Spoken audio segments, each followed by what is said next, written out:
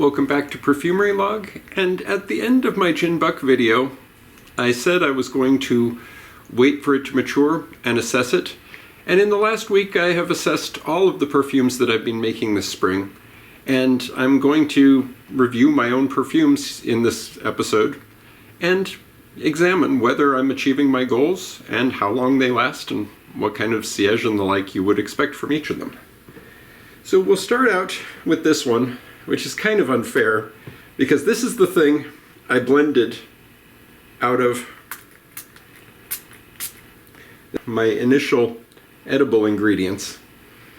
This is Speakeasy 1, and it doesn't really smell that much like gin. It's got a note of coriander, a very strong note of coriander and juniper, so it does smell like gin in that respect, but it doesn't have the complexity of a real gin. It's very much the sort of perfume that smells like it wants to be something for about 10 minutes and then disappears.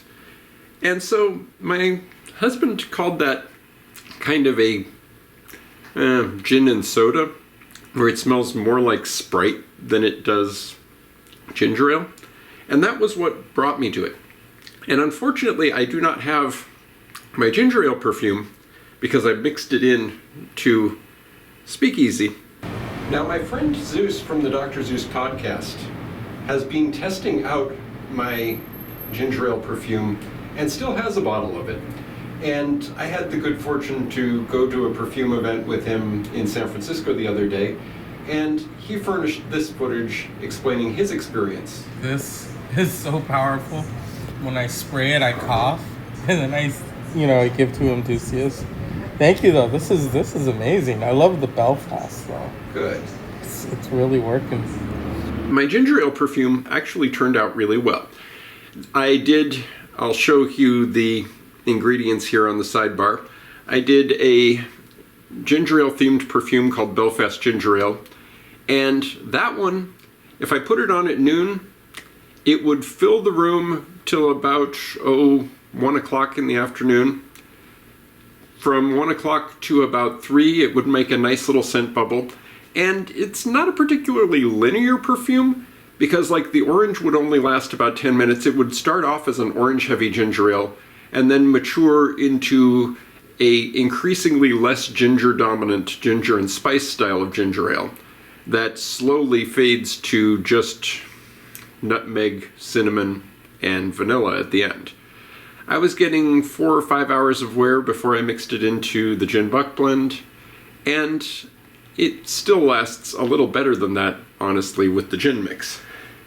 This is the blend of my gin and my ginger ale, and I wore this out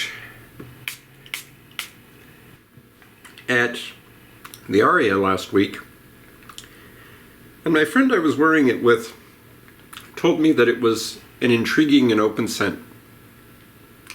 Here's the clip of what he actually said in the moment. Ooh, I smell something really nice. Yeah, I just sprayed on the gin and ginger ale perfume. It's fresh, it's uplifting, it's friendly, it's colorful, it's rich, it's woody. Now, when I apply this perfume, it is downright room-filling for the first half hour or so. I have a strong siège and a strong scent bubble in the initial phase of this perfume, and it really does project the smell of a photorealistic gin buck. It is a photorealistic gin with a photorealistic ginger ale at about a 3-to-1 ratio, so imagine 6 ounces of ginger ale to about 2 ounces of gin. That scent, but as a perfume that fills a room for about an hour. If you put this one on at noon, at 1 o'clock they can still smell you 6-8 feet away.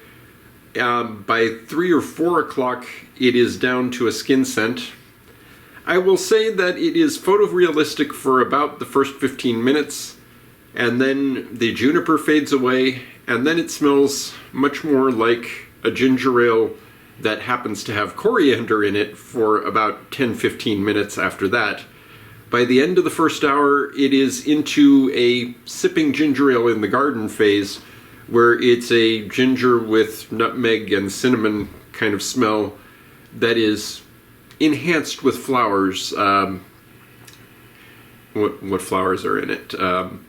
It's got a mild rose paired with some chamomile and some lavender, especially early. And that very much gives it the sipping ginger ale in a flower garden quality. And that goes on from about an hour into the wear to about 3-4 hours into the wear. By 4 hours in, it's no longer putting out a significant siège, but you do still smell it occasionally without intending to try it. So I would say you get 4 or 5 hours as a perfume that other people can smell.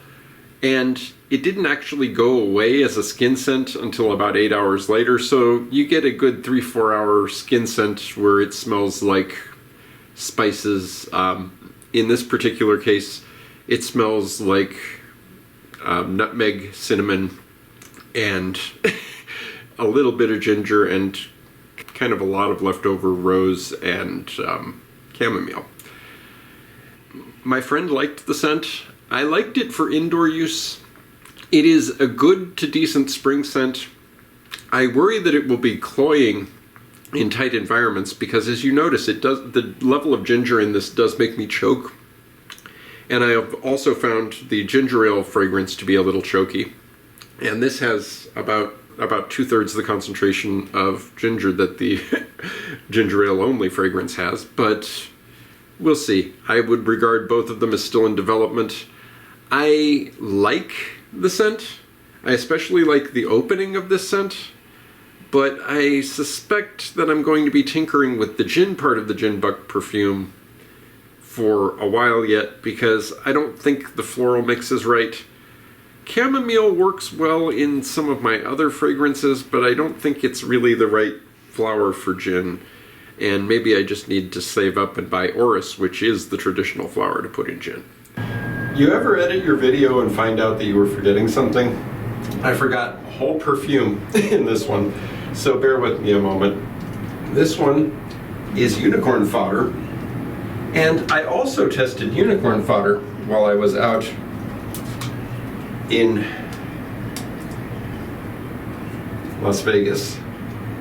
And Unicorn Fodder did pretty well, honestly, as a perfume. I got a good 6 hours of projection out of Unicorn Fodder. I put it on at noon. It was room filling almost to the point of being cloying and choking people out for the first 30 minutes or so. Then I had a marked siège for about 2-3 hours after that point. It wasn't until about 3.5 hours into the perfume that it finally settled down and became a personal bubble kind of scent, rather than a follow me for miles and miles, I've got such a siège kind of scent. This is a very spring-like perfume. It is a mix of lavender and of ginger, and the lavender and ginger go together so strongly that it almost smells like a different plant entirely. And the lavender in this persists for a good hour and a half, 2 hours into the thing, and the ginger persists a good 4 hours.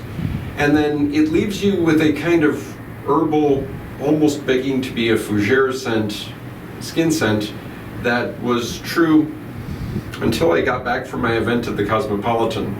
And so I strongly recommend Unicorn Fodder as a going out perfume, and I'm probably going to get some oak moss and some benzyl salicylate and experiment with maybe turning this into a fougere someday.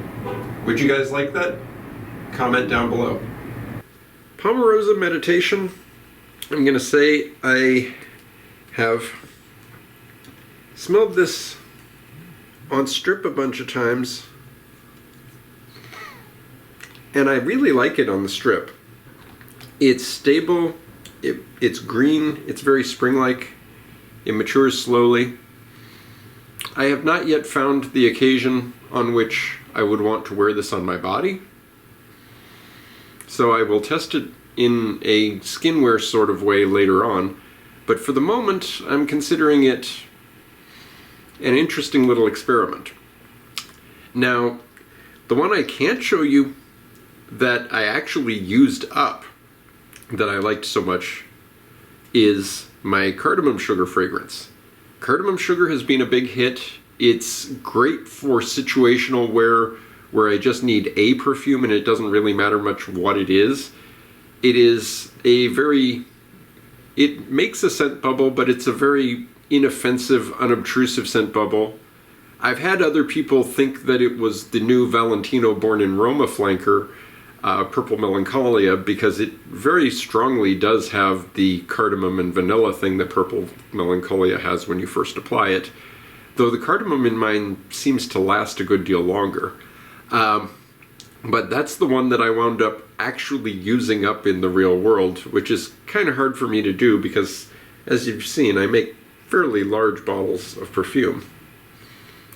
So that's me catching you up on all of my new perfumery, and I will have a very interesting layering experience going on after this, but that's how it goes. If you guys want to do me a favor, click on one of these links to the side and watch one of my blending videos after this. The YouTube algorithm has not been treating me kindly lately, and you can make a difference in that by watching and liking my videos, especially by watching all the way through. Thanks.